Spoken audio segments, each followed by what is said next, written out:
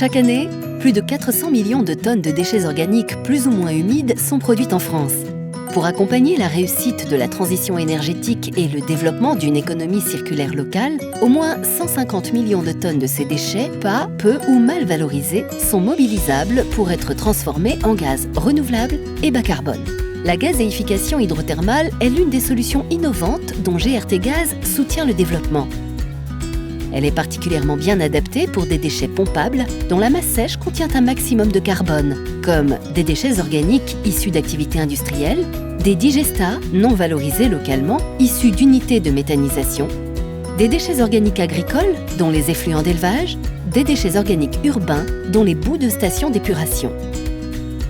La gazéification hydrothermale repose sur une conversion thermochimique compacte, modulaire et facilement adaptable à tout type de structure. Au sein de l'installation, le déchet organique est comprimé entre 210 et 350 bars et chauffé à une température comprise entre 360 et 700 degrés Celsius.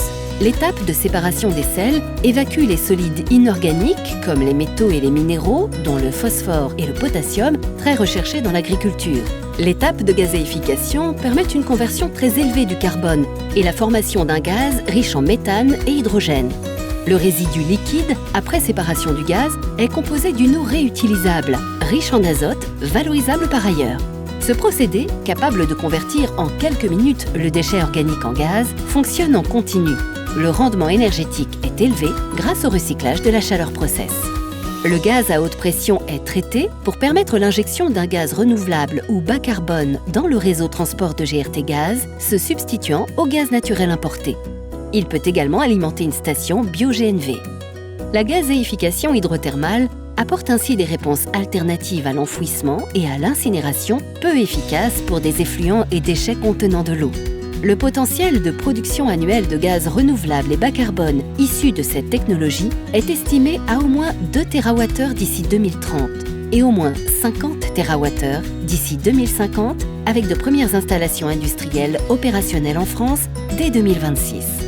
La gazéification hydrothermale vient compléter les autres filières innovantes de production de gaz renouvelable et bas carbone. Elle contribue à la réussite de la transition énergétique avec une production d'énergie décentralisée et une valorisation locale de déchets organiques.